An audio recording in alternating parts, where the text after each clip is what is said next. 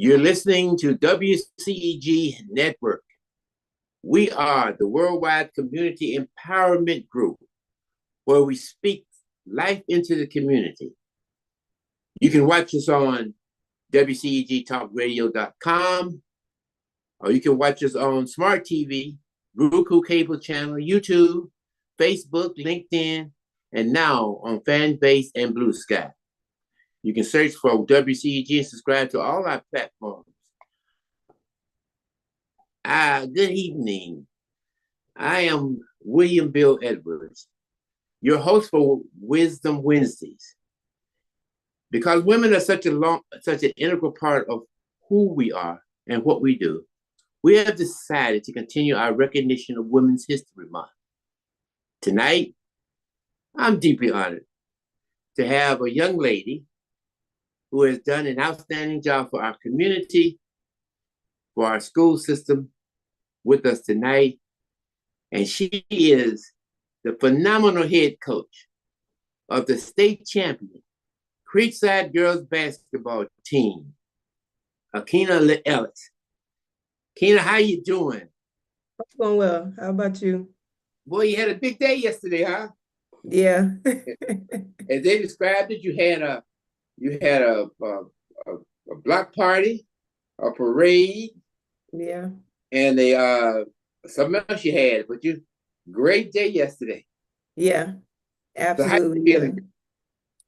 I feel great. I'm just more so just trying to take it all in. If someone would have told me last year around this time that we'd be where we are, we'd have the success that we've had, I might believe him. But I think I might believe him. But it's more so just the outpour from the community. I'm just like trying to take it all in. That's the best way I could describe how I'm feeling. I'm overwhelmed with joy. I'll say that. And yesterday, I can honestly say that my heart was full, mainly because my girls were happy. I'm glad that people came out of their houses to acknowledge the girls and, cheer them on and congratulate them. I'm just, yeah, I'm still on a high right now. And it feels good. Not only to win the first state championship for the school, but both sides, gender-wise, like we won the first basketball championship, boys or girls in the state. And then just going undefeated is like, it's like, what?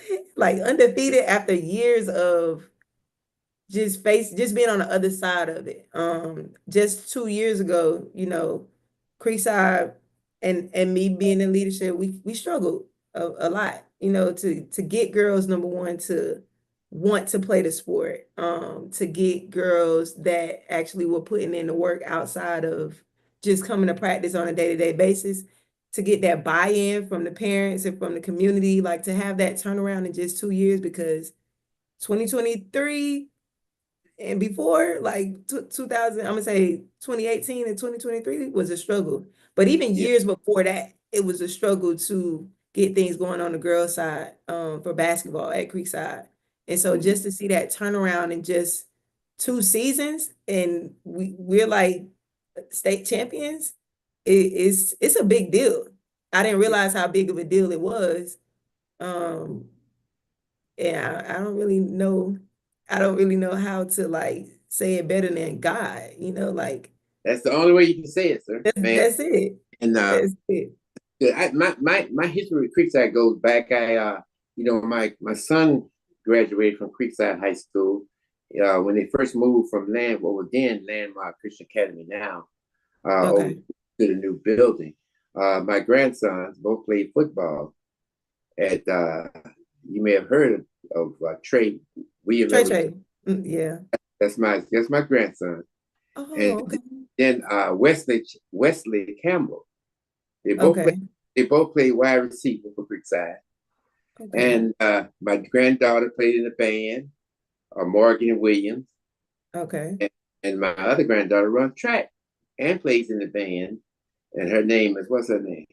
Mackenzie.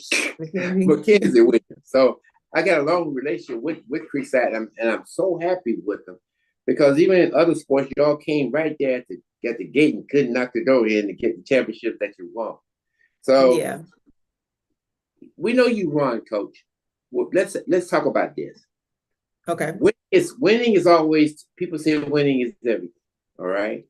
Mm-hmm. But talk to me, how you feel about your matriculation of your girls to be even more than just basketball players? Oh, I think that's a lost art. I feel like I'm very big on building relationships, right? And I'm very big on character and integrity. And we have a lot of those conversations with the girls on top of the basketball. It's not always about the basketball because one day the ball is going to stop bouncing, right? And it's like, we tell them all the time, who are you going to be? Who do you want to be when basketball is no longer a thing for you because you can't play all the time? What are people going to say about you? What do you want people to say about you when you're not present? So we talk to them all the time about how to be a good person. And we also throw in the fact that obviously you're a student first, athlete second. We actually have a team GPA of 3.5, which is, again, God, because just 2 years ago, it was a struggle in all aspects when it comes to our team, specifically. So just to have that turnaround and for it to be, not saying that we don't have good senior leadership because we do, right? But for our 9th and 10th grade girls to be leading the way, Yeah. predominantly, with the exception of a few seniors, it's like you get a 14 or 15-year-old to step into that leadership role. That takes a lot of trust, right? You have to build that trust with these kids. You got to get to know them as people first. And I feel like that with sports or as a coach or as a teacher, you have to build a relationship with kids and just be real with them. Like, let them know like, hey, the world is a place where you really have to one day be able to fend for yourself. Like, how are you going to survive? We talk a lot about, what does your future look like and how can we work? How can we do the work now to get you to where you're trying to go? Because I can say, oh, I want to be an astronaut and never ever, work on math and science and things like that. It's like, what am I doing here? So kind of like when we get ready to teach a lesson, how we teach the girls, like, what's your end goal? So we know where we're working in between and trying to get you to. But I think it's super important to remind kids or be mindful that they are little people, right? We have to treat them like people. I think sometimes adults get caught up in, oh, they're just kids. Like, no, tell them good morning. Ask them how their day was. Compliment them on their outfit. Like that goes a long way because kids, whether it's again sports or teaching, they learn from people they actually like. And so Well, like, yeah. Well, when I was in high school, I played basketball, and the coach was everything. I mean, yeah, it's hard now for you because you mother, father, teacher, and all these things, trying to keep those young people in line, and the fact that it's not just about basketball or football, whatever case may be, that you must go. So when you do you have occasion, or how often do you look at grades from your players? All the time. So I have it set up to where all of the girls are on one roster inside of my camp, like my Infinite Campus portal. I have a class where I could check what class they should be in. I could check on grades on the daily, like I'm on top of it because I know, again, they all want to play college basketball. Well, you have to have the grades to play college basketball. So we're not going to waste any time because these high school years fly by. So we want to make sure we're staying on top of that and really pushing education first because, again, that's what you're going to fall back on whenever the ball stops dribbling. Absolutely. One of the things that, especially in places like Sandtown and middle school ball and stuff like that, how do you handle the parents' commitment or non-commitment to what you're trying to do? So, and this is still an ongoing learning experience for me, but what I feel has worked in these last 2 years is to kind of put some of the accountability back on the parents. It's like, hey, met with your player. This is a list of their goals. You know, how can we partner and be sure that they're going in the right direction? Just keep an open line of communication, and make sure we're keeping it. My thing is just keep it about the child and what it is that they want to do. And you know, if it gets to a point where maybe there's just not as much support for the child, I still do my best as the coach to try and get them whatever it is they need. But at the end of the day, I think our parents, for the most part, I can speak for them. I think our parents have bought in, and they understand that the importance of their role in their child's success as an athlete as well as a student. But yeah, I think starting with putting the accountability, a little bit of it, back on them is what's been successful for us. Well, everybody knows that you won the state championship. We don't know a whole lot about some of your players and some of their aspirations, what they'd like to see themselves. Talk to us a little bit about that. I know you got to have a player that was the star player of the game and part of the region. So I didn't get down there, but I didn't get a chance to see it. But tell us a little bit about your players and where they're going and what they want to do. So, you know, we have, like I said, predominantly most of our talent that's pushing the team is in the 10th, 9th, and 10th grade, with the exception of some seniors. Let's just start with Sky Cleveland, since she's graduating this year, class of 2025. Right now, she still has a few schools. She hasn't made a decision on which school she's gonna go with there. As far as I know, she's kind of keeping that a secret. But she is gonna go on to play college basketball. She one day wants to be an educator.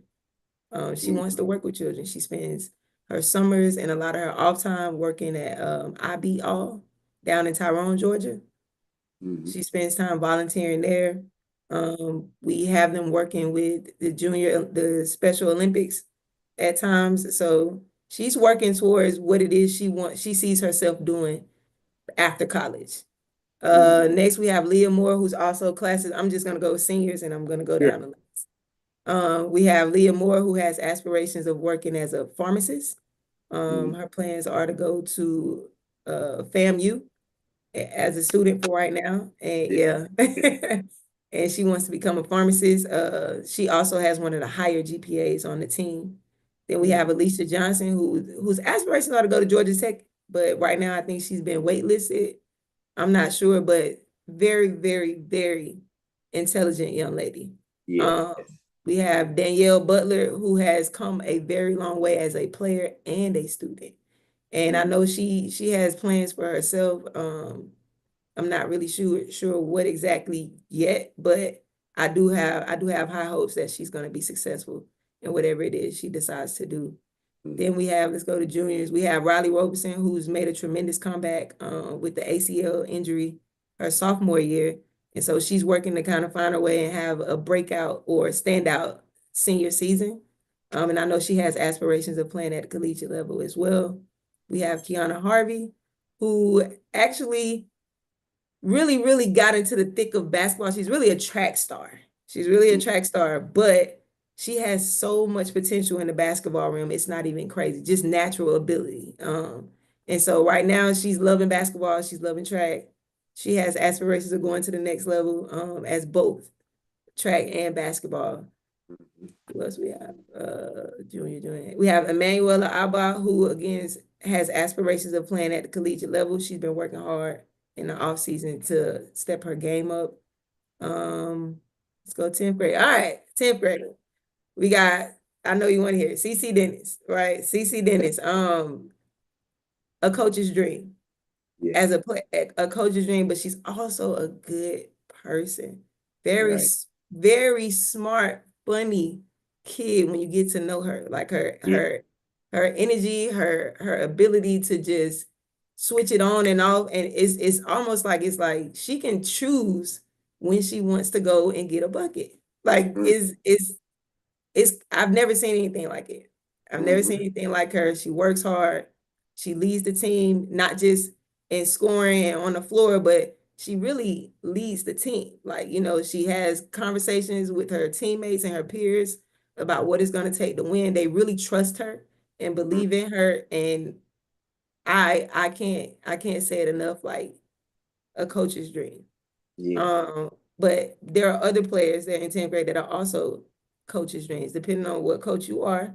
But they too fit that role, and that's Sydney Hunter. And I think Sydney Hunter is kind of, I feel they call it what, sleeping on them? Like I think she kind of slept on him, but she is, Yeah. man, when she gets going, like on the offensive and defensive end, like she stepped up really big for us in the postseason. She kind of like woke up. So they say she woke up in the region championship game, leading the way, stepping into her role on just multiple occasions throughout the postseason. I love that kid. I love her too. She also has just a good person. Just a good person. Sid is one of those kids that what I was talking about, that character and that integrity piece and that accountability in the beginning. Sid is that, and she's also smart. She's another one with one of the highest GPAs on the team. Then we have JC Mitchell. JC Mitchell, the athleticism that she brings to our team, the spark she brings to our team, especially on the defensive end, but she can also score the basketball. Like it's truly amazing to watch this young lady like unfold and come into her own. She's also another one you want to like keep your eye on. Like she's pretty solid on and off the floor and on the track too. She's a track basketball combo we have. And then we can go down to the freshmen. All right, so our freshmen, like, so when they came out of middle school, coming out of middle school, they're the best of the best on the South Side. And I think that coming in onto, to the high school level, it was a major adjustment for them as far as playing time goes, right? It's like I'm used to playing. 8th grade year, I come to high school. I know I can play at this level. I know I can play with these girls because not so long ago, they were in 8th grade when my 9th graders were in 7th grade. And so, they feel like, I know, but I think they learn really quick that it's levels, right? And you really have to like just find your groove, find what works for you. You don't have to do too much. And I think they're learning how to play within a role. So Right. we tend to like coach for the next level. So if you're trying to go to college, a lot of times when you're in high school, right, you can play infinite amounts of positions. At the collegiate level, you play a certain role on a team, and that is your role, and you're supposed to do that at 100% all the time. So I think it was a little bit of adjustment for our freshmen, but I will say Malia Harris still contributed really big offensively for us. On multiple occasions. I know we went down to Ware County and she dropped 14 points, a few rebounds here and there. Like she really showed up. I honestly say she was a difference maker for us as well in that Elite Eight game down in Ware County. And I'm looking forward to what she's gonna do moving forward for us sophomore, junior, senior year. She's another one that plays pretty good basketball. And then we have Camille Forts, again, phenomenal young lady. Love her energy, love that she's always willing to do what the coach asks. It's never like, like this. Like she's one of those kids, like I say, will do anything you need her to do, you ask her to do, she's gonna get it done. And so I don't think I left anybody out. That should have been 12 girls. Do you realize I covered? you realize you just named everybody on your team? Yeah, I got to. You talked about the qualities that they have for your team. Many folk can't do that. You'll be going, let me see what else. But you named everybody on that team. I got to. That's because it's real. Like you really do have to learn these kids and build that rapport and know who they are and know who you're coaching. Like you have to coach everybody different. So I did do something with you. I usually do it in front of my show, and that is that we talked about everybody except Coach Ellis. So tell me a little bit about Coach Ellis and how you got here, what school you go through, whatever the case may be you want to talk about. Yeah, so I'm from Miami, Florida. I'm not from here. The irony in winning a championship this year is 20 years ago, I won the first state championship at my high school for girls basketball. What high school was that? Miami Senior High School. Well, you know I'm from Fort Lauderdale, right? Oh, okay. Yep, Miami High. They call it Miami High. Yeah, I went to Dillard. Yeah, you told me. Yeah. One of the fantastic girls basketball programs they want to have. Yeah. Go ahead. Yeah, so I started in Miami. Like I said, 20 years ago, almost to the day, we won the state championship, the very first one in my high school's existence for girls basketball. After that, I got a scholarship to Southern Polytechnic State. I believe it's now Kennesaw, right here in Marietta, Georgia. And I was only able to play for 2 seasons. A lot of people don't know this about me, but I am a cancer survivor. I developed a tumor in my leg, went through multiple years of, just trying to get things back together with my knee. I couldn't play. I was told that I couldn't play. So I had to sit out my last 2 years of college. I couldn't play. But I transferred for about a semester to Truett McConnell. And that's when I found out about the cancer. And then after I got well enough to go back and finish out college, I went back to Southern Polytechnic where, I was given a scholarship. Even though I couldn't play, they did still give me a scholarship to finish out school. And so after that, I worked a little bit as a tutor at the Marcus Jewish Community Center. But then I went from there and I was driving a bus for Fulton County. That's how I got into Fulton County as a bus driver. And so after maybe like 3 years of that, I never drove. I always say this is like a full circle moment, me ending up at Creekside, because every day I never actually drove in the Creekside cluster. I always, we had a group of us that would go and service the Riverwood community, Riverwood Springs cluster. And midday, like we were all not carpool, but we would all ride one bus back down after we finished our morning routes to the South Lot right there in Union City. And the drivers always would say like, hey, you're going to the Creekside. It was like 2013. They would always be like, y'all going to the football game, the Creekside football game, right? And I'd be like, no, I'm not going. I'm going home, so come to find out, that's the year that the boys won. That's the year that the Creekside boys won that state championship. And so I was just like, dang, now I wish I would have went to the games, like it. And so then after driving the bus, that snowpocalypse happened. And I got stuck out there in it as a bus driver overnight. I might have left that was about, it was a good 36 hours that I was stuck out there. And I was just like, no, I'm not. I'm done with driving the bus. Like, but I know I want to coach. I know what I want to do now. I want to coach. So I remember I drove I think it was Riverwood's JV girls team. And I asked the coach, I was like, hey, how do you become a coach with the school system? And he says, well, you got to be a teacher. Now, mind you, I come from a family where all of the women in my family are either teachers or secretaries. And I said to myself, I am not going to teach. I do not have I've always said that, like, I do not want to teach. I do not want to teach, just fighting it. And when I tell you, becoming a teacher and a coach has been the best decision I could have ever made for myself, because it makes me feel like I've found my niche, right? Like I'm walking in my purpose now. That's what it feels like, because getting to know these kids on a day-to-day basis and learning them, and they teach you a lot about yourself. So anyway, after that, after, having that conversation, another one of the bus drivers told me to try Teach for America. So I go through Teach for America. I get my certification. I end up at Bear Creek. That's where I end up. And so when I got to Bear Creek, whoever had the coaching job before me left.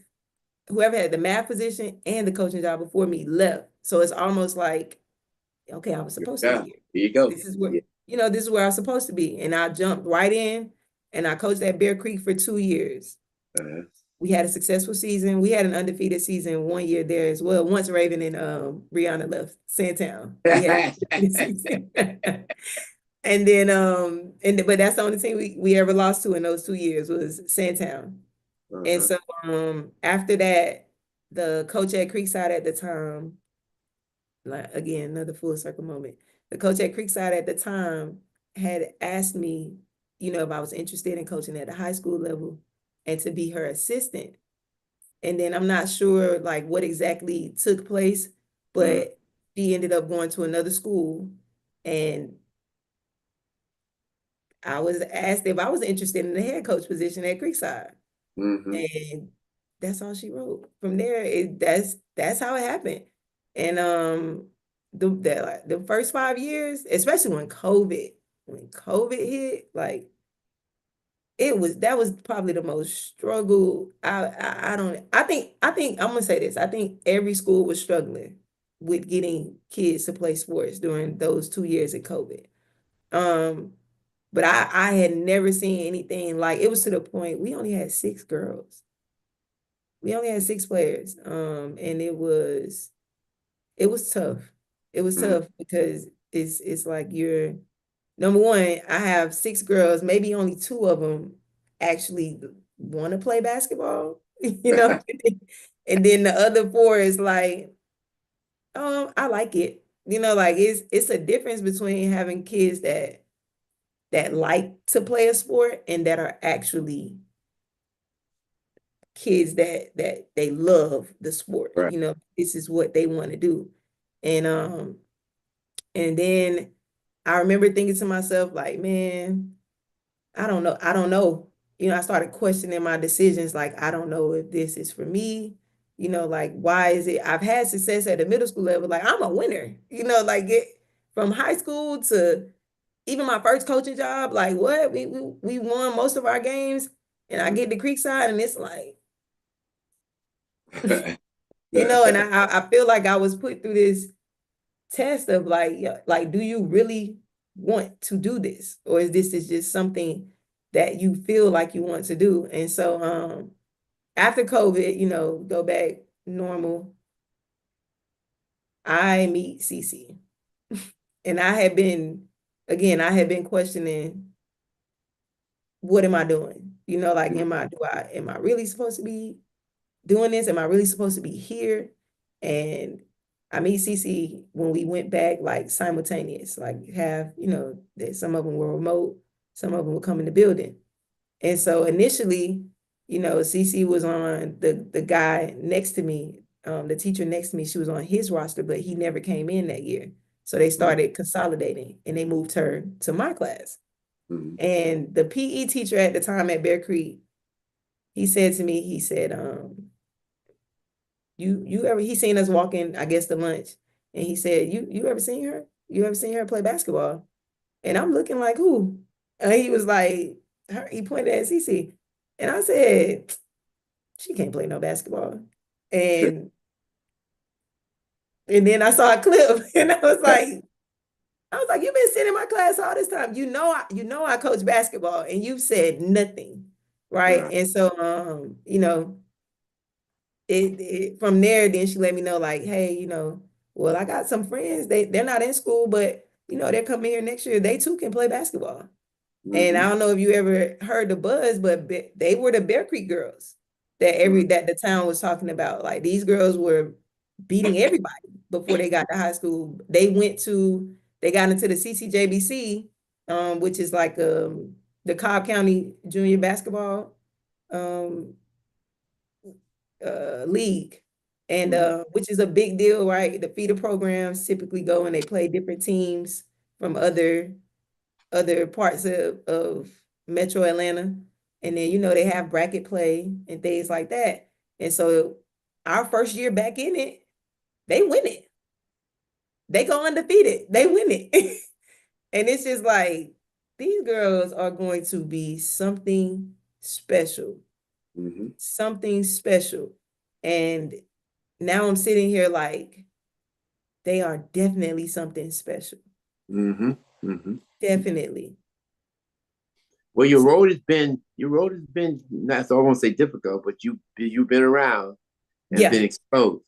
Uh, Mm-hmm. there's a couple of three things I want to ask you about because if you're listening to you and the development of young ladies in the sport of basketball and beyond basketball, uh, Mm-hmm. yeah, there are some things like what is your impression? I mean, a lot of young girls go to the AAU, Mm-hmm. and there's been mixed emotion about the AAU, whether they actually teach fundamental or whether it's actually a running gun type of deal. Uh, Mm-hmm. some coaches like AAU, some people don't. What are your thoughts about your girls attending AAU? Is it too much for them? Should they get some rest in the winter or in the summertime or whatever? Oh, they don't get any rest. They all play AAU. As far as like what AAU programs are doing, I don't get into that. Right. I just know when they're with me, they're Mm-hmm. learning what I know that they need to know to go to the next level. I think Yeah. every program is different.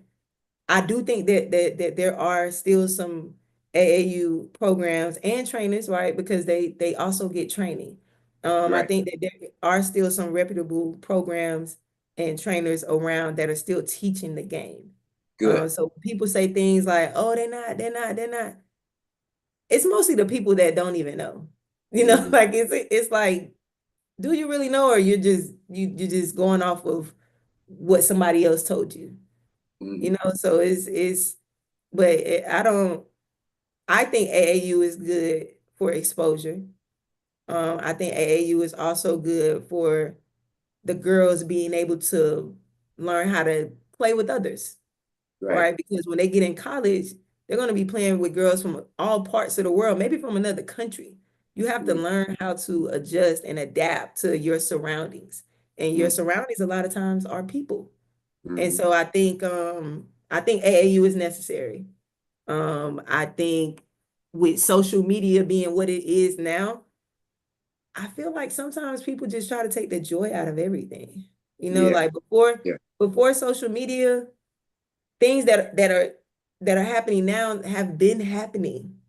Mm-hmm. It's been happening. So it's like a double, like a catch 22 almost, but social media is good and bad. You know, Mm-hmm. you just kind of got to pick your poison, right? Like it's good in the fact that it brings more viewership to what's going on in the basketball world, especially for women's sports, right? Yeah. But then it just opens the door for negative, you know, like negative feedback. Like not saying all of it's negative, but it's like the negative feedback always tends to come first before you get some type of positive feedback. Mm-hmm. And I kind of I don't like that part of it. I, Yeah. I could definitely say I don't like that part of it. I My think, granddaughter plays AAU mhm. volleyball. Yeah, Yeah, okay. it's just taxing and it's a lot of times it's expensive. It no, it is. Is to do. So It is, yeah. the other thing I want to talk to you about is this evolution of having our athletes upon their graduation look Mm-hmm. at BCUs. Mm-hmm. Uh, how important do you think is that opportunity, or are HBCUs filling the opportunities to bring kids into their program? Because I just talked to her later today. I want her son to play at Morehouse, my alma mater. And she said, well, Tuskegee offer more money. Oh, okay, And okay, okay. I said, okay, I understand. I understand. But Yeah. are we gearing them? Well, I won't say pushing to what HBCU, because if somebody, if a D1 school is asking paying you more money, I mean, there's nothing I can say about that. Go ahead, Mm-hmm. go forward and multiply and get your education. Yeah. But how has that been? The HBCUs has been systematically trying to promote these kids to go back to school, go to their institutions, or how's it been? So I can say that we promote HBCUs just as much as we promote Division 1, public and private. We promote all of it, junior Right. college, all of it, because you never know, like, you never know where the best opportunity can be for you. Um, I do know I've attended a lot more HBCU coaching clinics. I know that HBCUs are now offering more money to players to kind of, be able to compete with some of these larger universities. I think that kids are considering HBCUs more. It's kind of political, but our kids are considering attending HBCUs more now that they know about it. Like I said, I think that these kids should be exposed to all options, all opportunities, no matter, what it might, like if it's a lower level but it's still, I'm gonna say this. I wish I would have went to a HBCU. I'll say that. I've had conversations with some of my friends, colleagues that have attended like the FAMUs, the Bethunes, the Florida Memorials, like things like that. And when they tell me about their experience, I'm like, wow, I wish I had that experience. And so I'm definitely for HBCUs, but I also, I don't know. I just want what's best for whatever it is. I just want the kids to have what's best or whatever they feel is best, but I want them to be knowledgeable that there are other options outside of D1. But as coach, you get the question, what do you think I need to do? In terms of, as we go, do I go to Tuskegee and play basketball, or do I go to Ohio State? Do I do something? Yeah, my answer to that question would be like, write out a list of pros and cons of going to Ohio State versus Tuskegee, right? What are some of your non-negotiables as a player? Sometimes, we might think, oh, Ohio State, and get to Ohio State, and we don't get any playing time, right? But it's like, where do you as the player place value? Are you willing to go through maybe 2 or 3 years of not getting any playing time and still having to be expected to show up to practice every day and give it everything you have and do whatever it is needed to be done, right? And get that free education at Ohio State? Or do you go to Tuskegee where you might be allotted more playing time, but and still be the same expectations? So my question to that kid, because again, I don't want to be a part of I don't want you to make a decision based off something I've said. I want your decision to be your decision. So let's talk through it. Like what's most valuable to you? And then you talk with their parents, like what's most valuable to y'all. A lot of times with parents, they don't want their baby to go far. They want them, nearby in case something happens, like, so it becomes a proximity thing. It just I think it's a group effort, but I think at the end of the day, my response to my kids is go where you feel valued. And that go where the things you value is prominent there. Like that's my answer. Value. Yeah. And that's a great answer. I know that, we're talking and we've talked about AAU and HBCUs. So sports is different a little much these days. And that once they get into college, they're going to be faced with things like NIL. They face things like portals. What time in their lives do they need to be educated to understand what all that's going to mean to them in the future? Now, as early as middle school, nowadays, as early as middle school, high school, but I would say realistically high school. I think that maybe that 8th grade, when you transitioning from middle school to 9th grade, somewhere around that time, they need to be. But a lot of kids, like I said, they go private school where they can play varsity in the 7th grade, in the 8th grade. And so it's like, well, maybe we need to push it a little bit forward and have these conversations in 6th grade. I think the sooner the better. And if there really needs to be like a clear understanding of these NIL deals, because a lot of kids, I think they misinterpret what that means.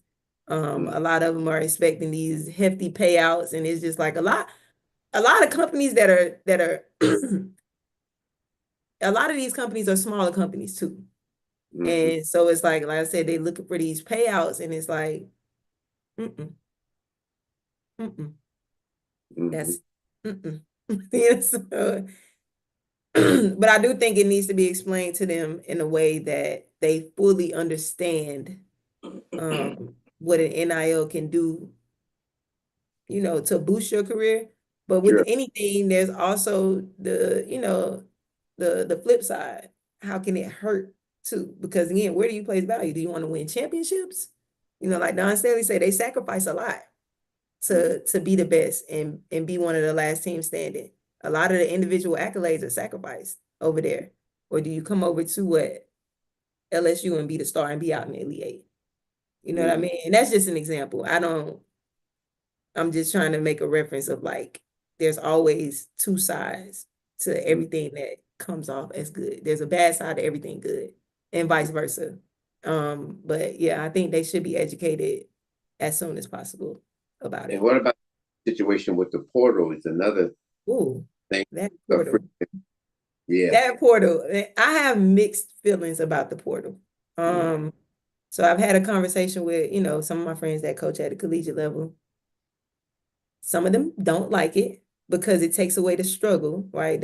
I grew up on, like you say, you're going to do this one, and see it through. Like you need to know struggle so that when you get older in life, you're not just trying to run away from your problems, right? So a lot of coaches see it as kids running away from their problems. On the flip side, a lot of coaches, their jobs are on the line. So it's hard for them to risk their 6-figure contract on a freshman out of high school when they can go and get a sophomore out the portal that's already college ready. Right. And so I get both sides and I have very mixed feelings. I think a simple solution to it though would be like to limit the amount of times they can transfer. Okay. Yeah. Well, my grandson, one of your alumni over there, he talking about Wesley. I think he done went to portal 5 times. I've experienced that, with his life. But you have to make them understand that those things are going to be out there, and they need to understand the ramifications of them. And coach's job to be able to do that. And to kind of get them ready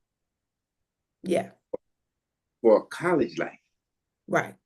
Basketball and everything else, but just actually get them ready for college life. Because sometimes they have misconceptions of things they're going to be facing when they get in school. Yeah. Yeah. So they want these luxury suites they can stay in at night at college. And coach, it doesn't run that way anymore. So we got through this year. We're 4A state champions. You've had a great year. I did. I've had a what Don say, uncommon favor. Yeah. What about tomorrow? Go back into Westlake tomorrow, 2026. And the expectations are going to be that we can win another championship. And that, Coach, we're looking forward to you to do the same thing you did last year. If you don't, we're going to be mad with you. Always. That right. Like that's always. And how do you see yourself? I'm learning that just comes with the territory. Like when you're winning, people are ooh. When you hit a wall, or like just you have it's like, man, you don't know, Jim. It's like, dang, what about everything? There's a commercial on TV right now that deals with that. The cheering and hollering. Then when things don't go wrong, they asking, please do not, say bad things about our players. Oh, yeah. I saw that commercial. I did. That is a good commercial because people can be vicious about things. Yeah. And that's why I was saying, so like when Juju got hurt, the girl that they're saying caused the injury, they've been attacking that kid like crazy. And it's like, she didn't mean to do that. Like it's a part of the game. It happens. Players get injured. It's unfortunate, you know, like, but they're like sending her death threats. Like it's crazy. It's crazy. And that's why I was saying like social media is like it can be really good and it can be not so good. Like the level of access people have to you now is intense. And so it's just, I don't know, but Well, you got how many players you got now, coach? I How got many 12. players? I have Okay. 12. So there's gonna be 12 people looking at you next year and saying, how are we gonna do this again? The expectations that we got to do it again. We got to have a comeback. What do you Yeah, tell we do what we've been doing, but do it better. them? We do what we've been doing, just do it better. Mm-hmm. That was, and that's advice I got from Becky Hammond. Like, do what you've been doing. And then I just added to do it better next year. We just got to be better. Mm-hmm. Mm-hmm. Well, you always got to be better if you Mhm. want to. If you want to do that, you got a question for you. So we're gonna let this person ask you this question, okay? Okay. What is it, Lois? Do you have aspirations to coach on the collegiate level Yeah, I do or actually. or professional? Yes, I do. I'm always thinking better. That's me. Like, Yeah, you should. You should. But when the offer comes, you just be ready. But okay. the parents gonna say, "You gonna leave these babies to go coach some college?" But they know I never actually leave them. You know, like it's like they can leave me. Yeah, yeah, Now they can leave me, right? But like I said, you build those relationships with those kids, and it's like you're never really left. You guys still are connected, you know. So it's yeah. Well, obviously, Bear Creek has been a good farm system for you. yeah, yes, I remember at Westlake, it was what was the school, elementary, middle school over there, Sandtown. same time. It was farming in like to Westlake, and you got Bear Creek. It sounds like you got a great allotment of kids from Bear Creek that Yeah, did. yeah, we did. So here's the question: how many you turned down?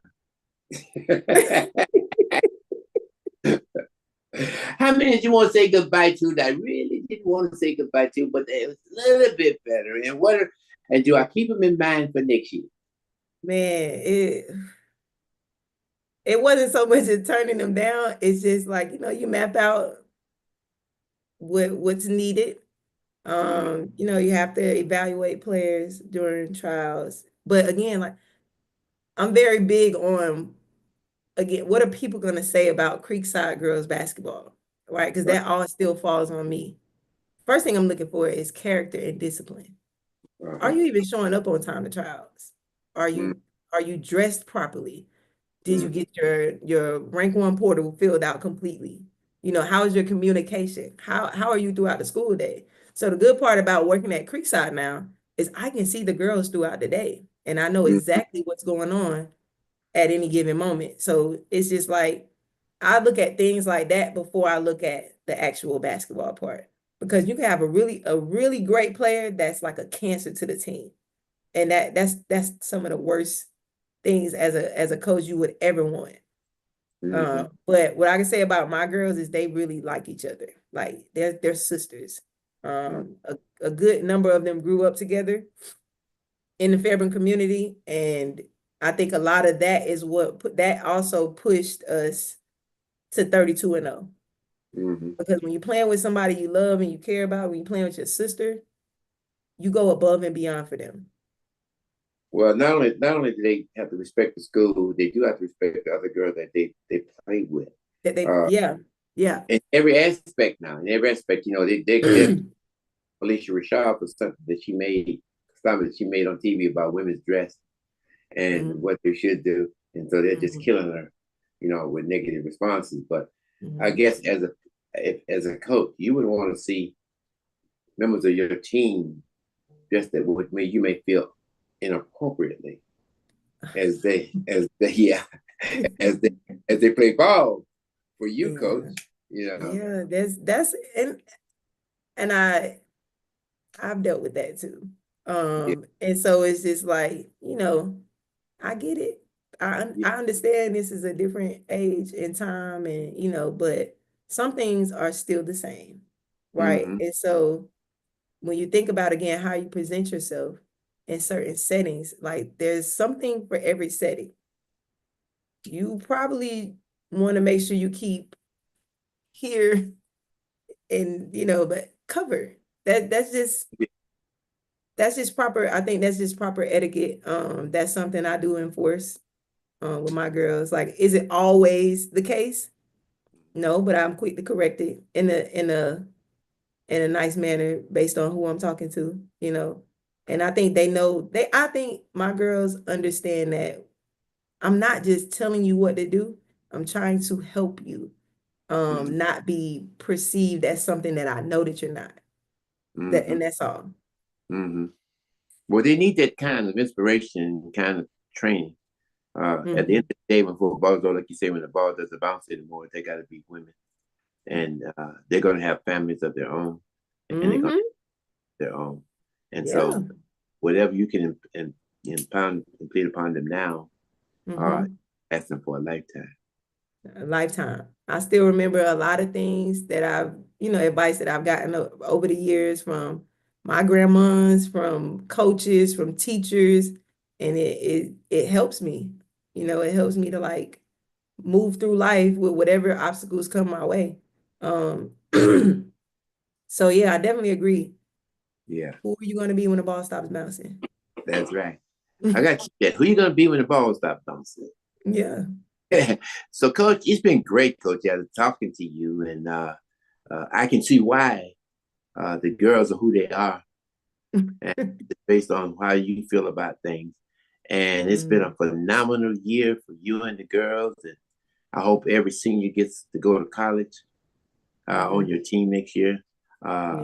With knowing that some of your girls would never, when they leave Creekside, they would never play ball again, but they take all those experiences with them as they go to college. So kudos to you. You one of them coaches I like. You one of them coaches that day, even though you look like 12 years old. I was raised by my grandparents, so it's there. It's stuck in me. So that's how I think. That's how I was raised. And so. Well, I've always been up at Creekside. I'm gonna come a little bit more. Okay. Because I think that you have a phenomenal principal, AWOC. I ain't gonna say nothing about Ross, but AWOC's are. So once again, thank you and good luck to you girls. And let's get back in and let's go for a repeat. Yeah, absolutely. Even better this time. We expect the repeat. How about that? Okay. Okay. All right, Coach. When I come up there, I'll look for you. Okay. Looking forward to seeing all the girls. I haven't met them all yet, but I look forward to seeing all the girls and shaking their hands. And yesterday, I just didn't do it because it was just too much. Yeah, it was a lot going on yesterday. Yeah, it was a lot. Only hands I got to shake was AWOC. Okay. Okay. But it was a lot going on. But I loved every minute of it. So thank you very much. We appreciate you. And ladies and gentlemen, great girls, great women, and great championships. And you have checked every box. Thank you so much, Coach. All right. I appreciate you, Coach Ellis. No problem. Okay. Remember to download our free WCEG mobile apps. You can also get us on Alexa by simply saying play WCEG Talk Radio. Listen to WCEG on any of our 12 podcast distribution platforms. And lastly, the topics and opinions are those of the show hosts and guests and not WCEG Network. And always remember, in all you're getting, get an understanding. Thank you all so much. Have a good evening.